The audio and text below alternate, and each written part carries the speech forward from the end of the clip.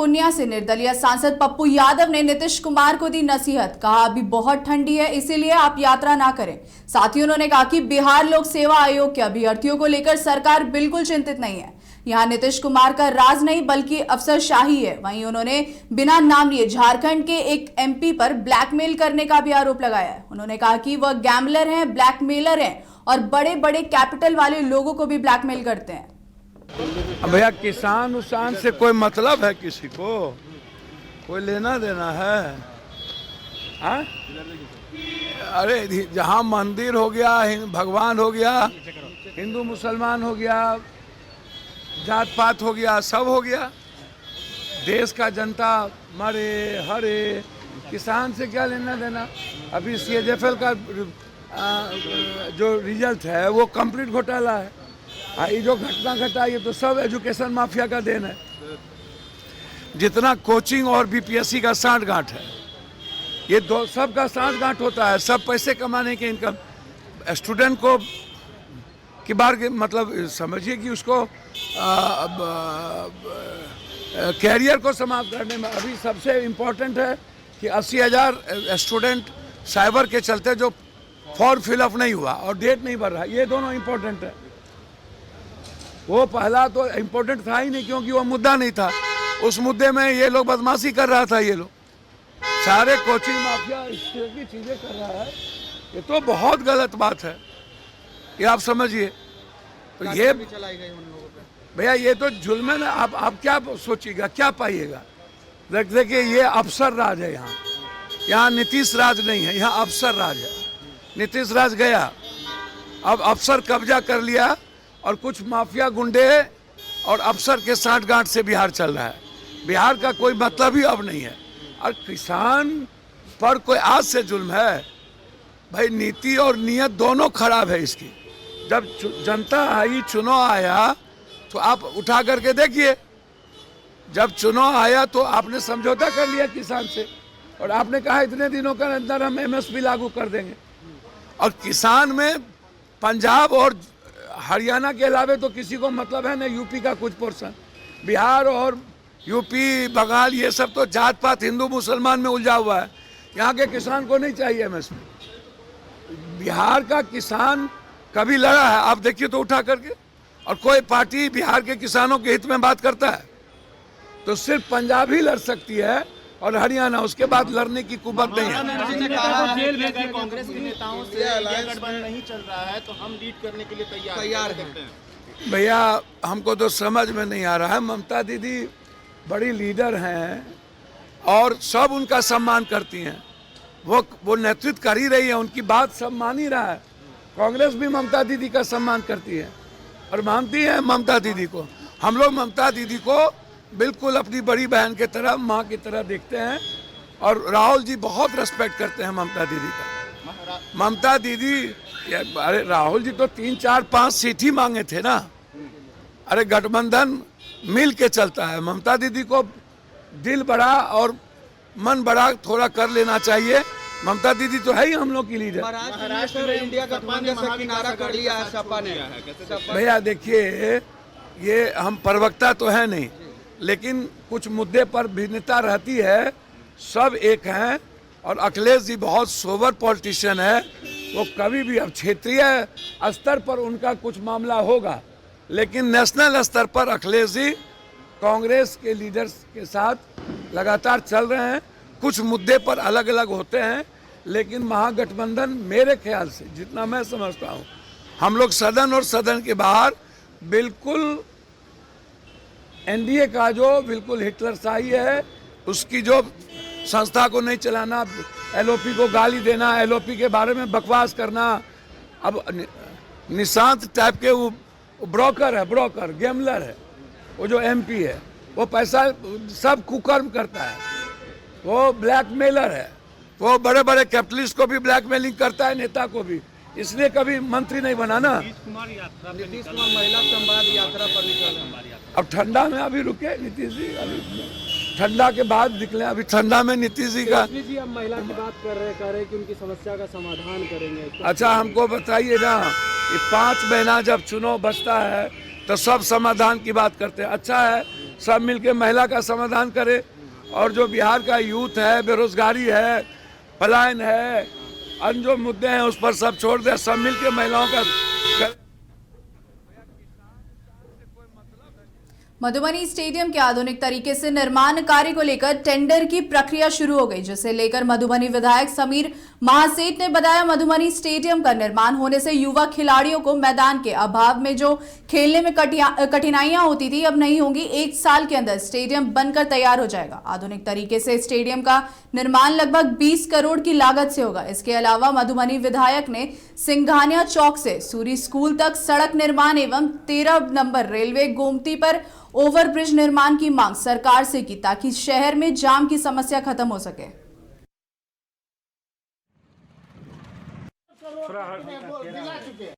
को जो हमने कमिटमेंट किया था कि शहर में जो पूरे जिला में सबसे बड़ा स्टेडियम होगा, तो 20 करोड़ से ज़्यादा का टेंडर निकल गया।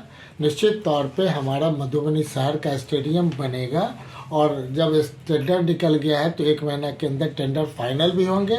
लेकिन अब आवश्यकता है कि सिंघानिया चौक से लेकर के सूर्य स्कूल तक सड़क कैसे बने, क्योंकि लगातार सरकार की तरफ से विधानसभा में हम उठाते रहे, करते रहे, लेकिन सरकार की मंशा बहुत स्पष्ट नहीं हो रही है। और सरकार पर जैसे मैंने कहीं स्टेडियम के बारे में ये कहेंगे, लेकिन अब सरकार को हम धन्यवाद देंगे कि स्टेडियम का उन्होंने कर दिया। लेकिन इस तरह से नहीं होता है जैसे रेल का कि 13 नंबर गुमती का लगातार बिहार सरकार में विधानसभा में अविस्ताव पारित करा करके हमने दे दिया कि 100 करोड़ भी लगेगा तो 50 करोड़ से ज़्यादा 75 करोड़ तक बिहार सरकार खर्चा करेगी। 25 करोड़ के लिए आप कंसेंट दे भारत सरकार का। तो मधुबनी जिला के झंझारपुर और मधुबनी दोनों एमपी से मेरा आग्रह है, नम्र निवेदन है कि भारत सरकार में लंबित योजना को क्लियर कर।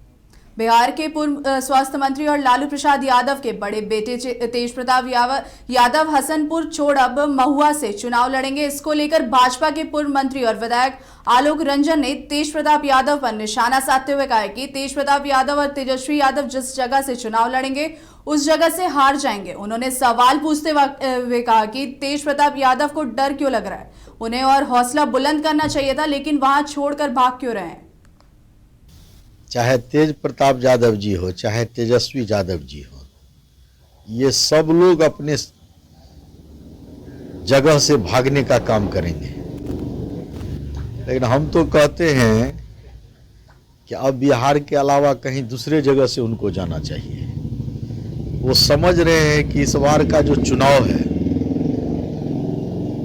एनडीए का जिस प्रकार की हवा पूरे राज्य में चल रही है और जिस प्रकार का परिणाम अभी के उपचुनाव में परिलक्षित हुआ है, वो स्पष्ट बता रहा है कि इस बार राष्ट्रीय जनता दल और महागठबंधन का सुपड़ा साफ हो जाएगा। और इसी डर से ये लोग अभी अपना सीट बदलना चाह रहे हैं। ये लोग चाहते हैं कि कहीं इस जगह से हट के कहीं दूसरे जगह कुछ हो जाए, कुछ मिल जाए हमको। कह रहे हैं कि महुआ में हमने सड़क और अस्पताल बनवाया। वो बिहार में, पूरे बिहार में क्या किए हैं, ये बिहार की जनता इस एनडीए के सरकार से पहले बिहार की स्थिति को देख चुके हैं। और आज जो भी कुछ बना है या हुआ है वो एनडीए के मुखिया आदरणीय नीतीश कुमार जी के नेतृत्व में हुआ है। इसलिए वो कुछ भी कह दें, मुद्दा ये नहीं है कि वो कुछ बनाए हैं और इसीलिए जा रहे हैं। उनको ये कॉन्फिडेंस क्यों है, जहाँ से वो चुनाव लड़े वहाँ क्यों नहीं बनाए? यदि वही बनाए होते तो उनको तो हसनपुर में बनाना चाहिए, हसनपुर के विकास के नाम पर लड़ना। गया के बेलागंज विधानसभा से पूर्व राजद उम्मीदवार विश्वनाथ कुमार सिंह ने अपने गया स्थित आवास पर प्रेस वार्ता की है, जहां उन्होंने बेलागंज की जदयू विधायक मनोरमा देवी पर कई गंभीर आरोप लगाते हुए कहा है कि जदयू विधायक भ्रम फैला रही हैं। 26 अक्टूबर 2024 से पहले हमारे पिता तत्कालीन बेलागंज विधायक डॉक्टर सुरेंद्र प्रसाद यादव द्वारा बेलागंज में कुल 76 सड़कों को पास कराया गया था। इन सभी सड़कों का डीपीआर तक तैयार हो चुका था, लेकिन आचार संहिता के कारण टेंडर प्रक्रिया में नहीं आ सका। ये सभी सड़कें स्थानीय लोगों की बुनियादी जरूरतों को समझते हुए पास कराया गया था। अब इन सभी सड़कों का बेलागंज की वर्तमान विधायक श्रेय लेना चाह रही हैं। कि बेला तक मेट्रो स्टेशन ले जाया जा रहा है, उसके लिए जो लोग इसके लिए प्रयासरत हैं उनको तहे दिल से धन्यवाद। और इस बात की घोषणा कर दें कि जिस दिन ये बनेगा उसके पहले यात्री हम ही लोग होंगे। लेकिन जानकारी ये भी चाहते हैं कि तारीख कब की। बड़े ही झूठे लोग हैं और बहुत ही प्रेम से झूठ को फैलाते हैं। उदाहरण स्वरूप मेरे पास कुछ कागजात हैं जो कि 2 दिन पूर्व पदाधिकारियों की जो राइट्स की बैठक हुई थी, उसमें जो मेट्रो प्रोजेक्ट का डीपीआर की तैयारी और उस पर जो चर्चाएं थी, जो उसका फंड था, बजाते उसमें एक फैसिबिलिटी रिपोर्ट था कि IIM बोधगया से सन सिटी तक मेट्रो को चलाया जाएगा। उसमें बेला बराबर या कहीं के रूट की तो और चर्चा थी ही नहीं। लेकिन ये भ्रम फैला रहे हैं कि भाई हम बेला तक मेट्रो ले जाएंगे, हो सकता है ये चांद तक मेट्रो पहुंचा दें। इनका कोई ये योजनाएं कि पुनः नापी और तत्काल इसकी मांग उनके द्वारा की गई है।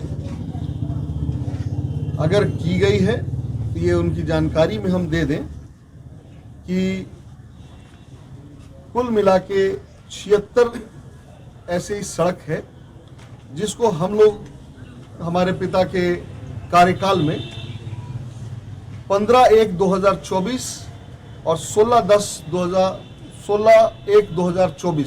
16 जनवरी 2024 को ही ये सभी सड़कों की मांग।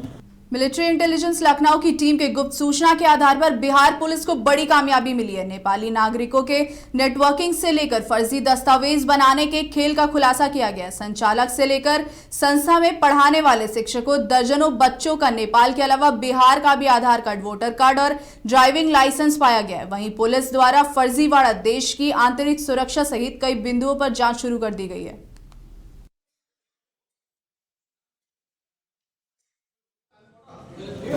मेरा नाम है राजकुमार राय। अभी मैं सिक्किम से आया है।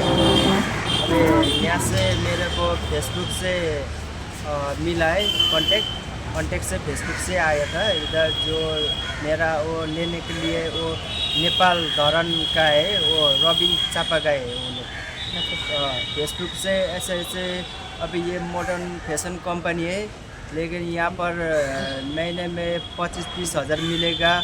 अभी ये कपड़ा का फैक्ट्री है। ऐसे करने से बहुत अच्छा है, क्योंकि यहाँ पर बहुत लोग आता है। यहाँ पर बहुत डॉक्यूमेंट्स बुझाने के लिए इतना भीड़ है।